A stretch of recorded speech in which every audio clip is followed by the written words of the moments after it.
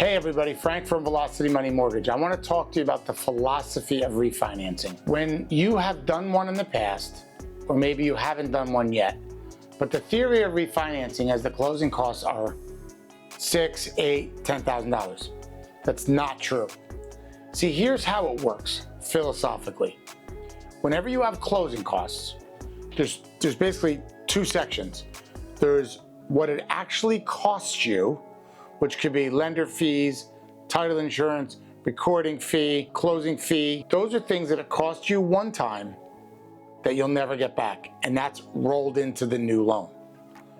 Then there's prepaid interest and escrows, and here's where people get confused. Your escrows, which is maybe 4 months taxes or 5 months taxes, could end up being $5,000 at the closing. So when people get a loan estimate, they look at a number that says $9,000. But if you really look at box A, B, C, and D on the loan estimate, those are the things that it cost you that you never get back. And the rest of the boxes, E, F, G, H, I, is a culmination of the prepaid interest and escrows, which is actually your money. Okay, so here's how it goes. Whenever you do a refinance, you close the month that you're in, you finish the interest for that month, let's say it's October, you do not have a payment in November, your first payment is December 1. So when you close on a refinance, what happens is you actually skip a month because the mortgage is done in arrears. So that really feels like you're living in the house for free because you don't have a payment 1 month. Also, you get your previous escrow check back from the previous lender. So example, if you have $2,800 sitting in the escrow account with the previous lender, we may actually take $4,000, $5,000 for the new escrow, but by the time you skip the month and get your escrow check back, you're getting potentially $5,000, $6,000, $7,000 back by not having a payment and getting your escrow refund. So going back to the $7,000, $8,000, $9,000, $10,000 that it looks like is a closing cost in the loan estimate, it really isn't, because all of the prepaid interest and escrows come back to you in the form of skipping a month and getting an escrow refund. So what we have to focus on is, what does this actually cost us to do? Example, if we're saving somebody $350 and the refi costs $4,000, we divide the $350 savings into the $4,000, and that's how many months it takes you to make your money back. That's actually what it costs you. Now, here's the key.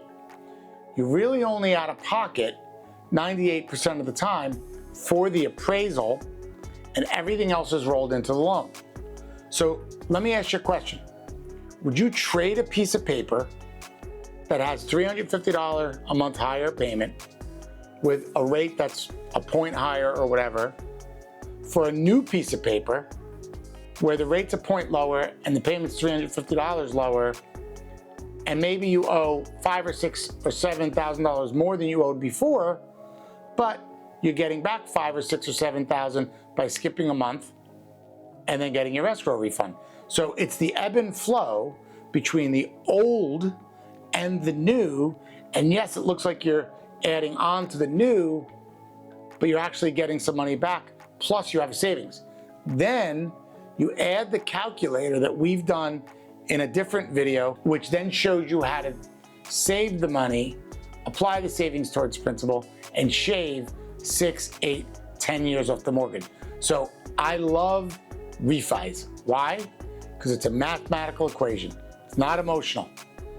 And for some of you that think, hey, let me wait for rate to come down further, that's silly too, because if you have the savings, you want to capitalize it.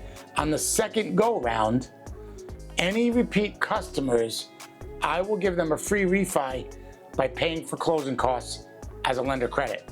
So number one, if we could save you 3/4 of a point or a point or more, you should refi now. Capitalize on that. Number two, if rates keep going down, we'll give you a free refi. So there's no reason not to do it. All you have to do is contact us and we will do the analysis for you. Mortgage statement currently, what we can do for you, and how you save money. So philosophically, do not be afraid to think about doing a refi, and you don't have to overthink it because you're not a mortgage person. I am. I've been doing this since 2001, and math doesn't lie. Math is not emotional, and we can show you the math. So at the end of the day, guys, when rates come down, it's a huge blessing. Why? Because when the math works, we look really smart, and we're not really smart. It's just that the math works because the rates came down. We've had a 2 or 3 year period where rates were horrendous, and recently, because of the Fed rate cut and all the news going on, rates have come down drastically, and I knew this was gonna happen coming into the election. At times, right now, I'm getting people in the 5s. Remember, they were at 7 4 months ago, and I even got somebody 4.875 just yesterday. So let's rock and roll. Don't be afraid of a refi. We don't bite. If it doesn't make mathematical sense, we don't do the loan. We only do it if it makes mathematical sense. You're only out of pocket for the appraisal. Everything else is rolled in. We could potentially drop mortgage insurance. We could give you cash out if you need to pay off credit cards. And now is the time to start saving money by doing a refi. God bless everybody.